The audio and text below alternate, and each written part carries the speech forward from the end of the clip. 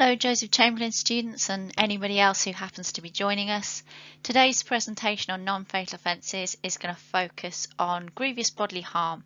So Joseph Chamberlain students, you need your booklet that looks at something like this.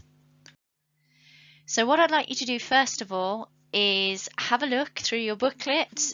Joseph Chamberlain students, you are going to be having a look at pages 18, 19 and 20. Everybody else, you can do some research on your phone or whatever it might be as to the exact legal definition of grievous bodily harm under English law, England and Wales, UK law, please.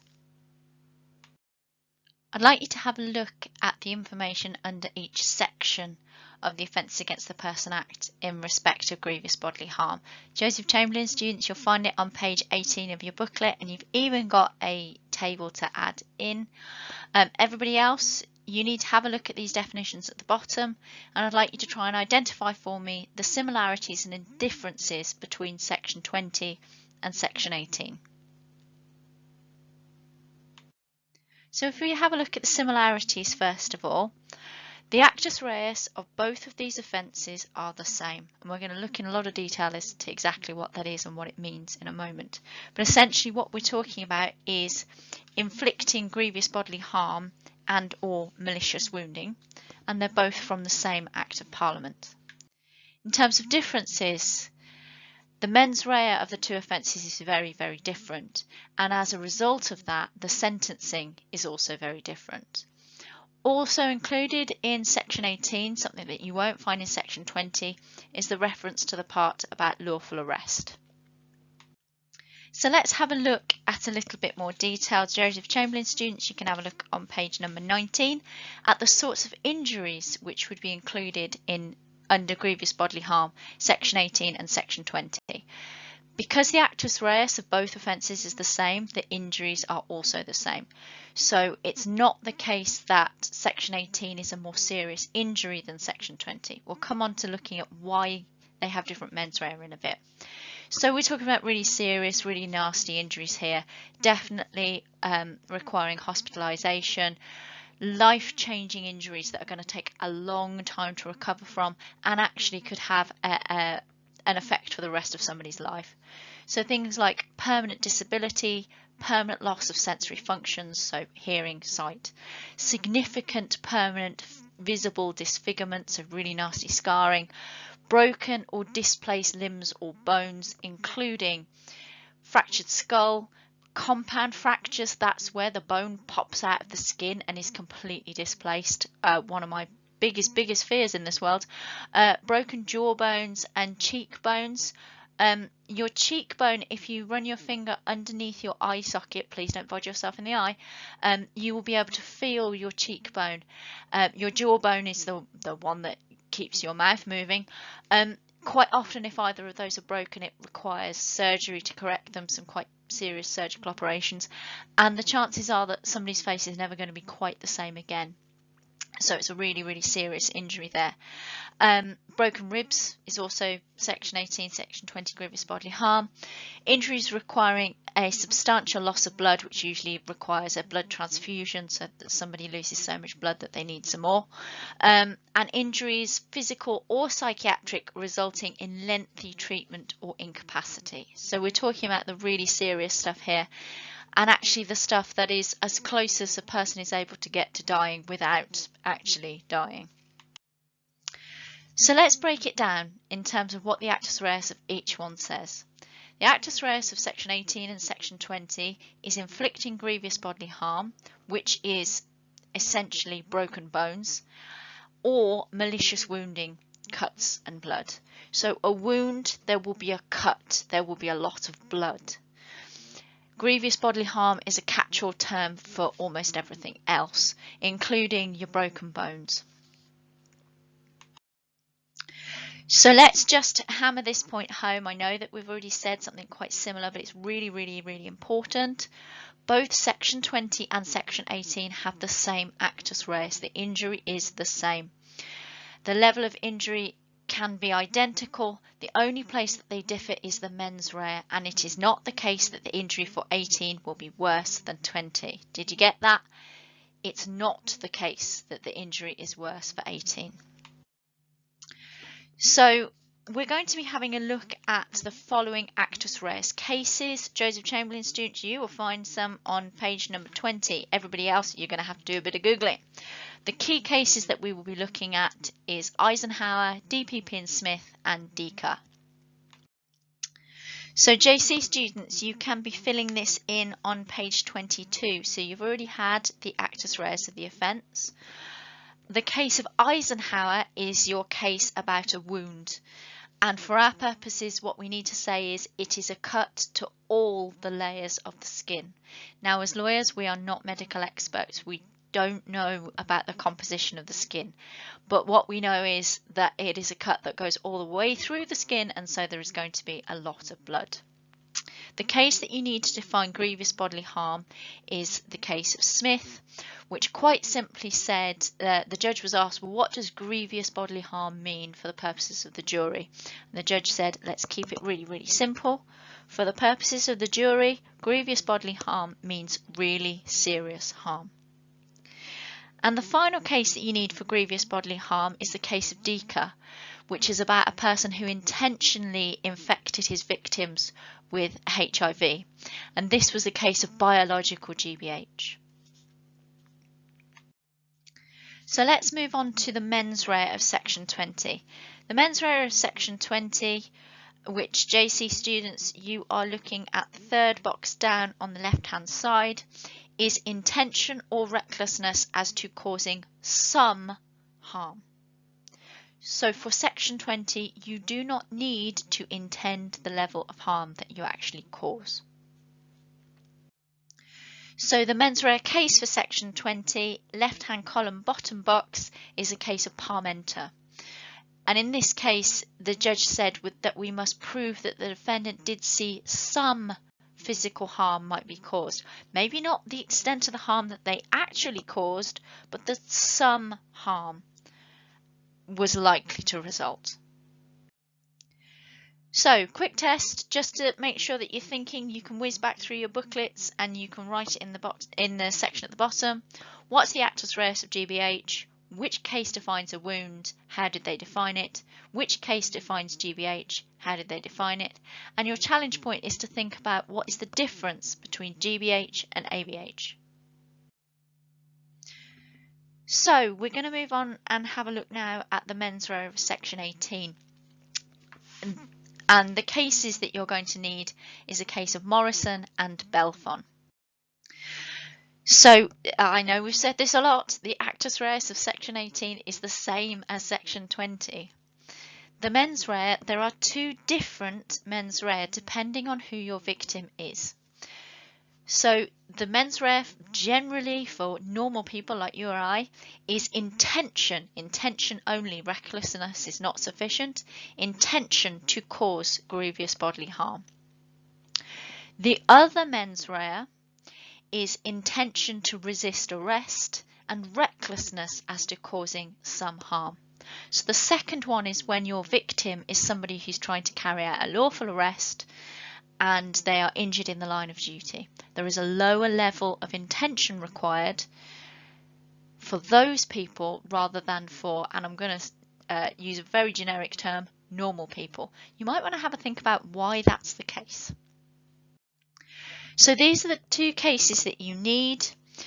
The case which is to do with normal people being injured is a case of Belfon. In this case, our defendant slashed the victim's face and neck with a razor and caused severe wounding. And it was demonstrated in this case that our defendant had intent to do grievous bodily harm. Now, if you think about it, it was a sort of Sweeney Todd style razor that we're talking about, like the picture shows. If you think about the level of knowledge that you would need, there's nothing accidental there, there's nothing coincidental. And also, because our defendant is holding the razor in his hand, he's going to be very close to the victim. He's going to see and realise just how serious this injury is and still went ahead and continued doing it. Morrison is the mens rea case that you need in respect of resisting lawful arrest. In this case, our defendant was handcuffed to a police officer and the defendant decided to make their escape, and whilst they are still handcuffed to the police officer, they jump through a plate glass window. Now the defendant is ready, knows what's going to happen, so he's able to duck and cover his face. The police officer is just dragged through and gets really serious cuts. And it was held that they knew that harm would occur to the victim, and therefore this was sufficient for Section 18. Now we're going to move on and start having a think about how you would apply the law of grievous bodily harm. So this is an organiser that you can use to sort out and to organise your application.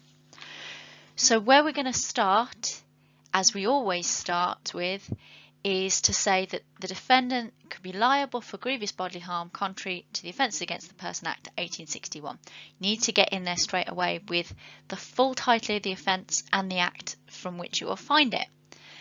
So, as per usual, we state the Actus reus.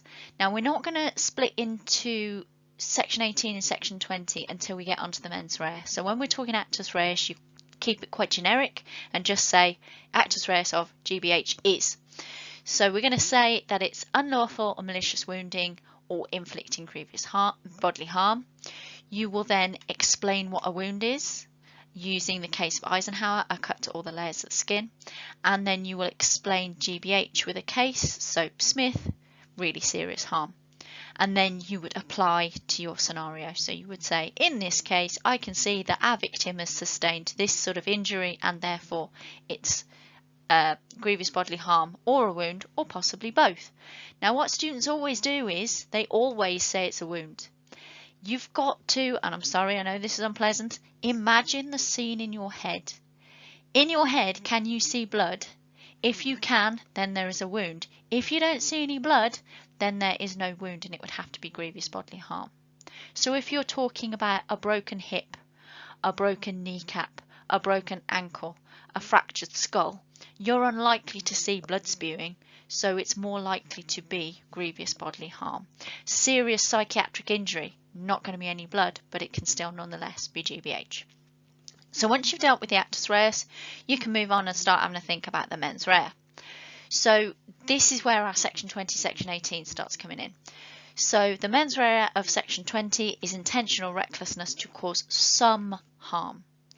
For Section 20, when you get on to applying it, you're more likely to see a spontaneous event that hasn't been planned. It'll be a fight that just erupted.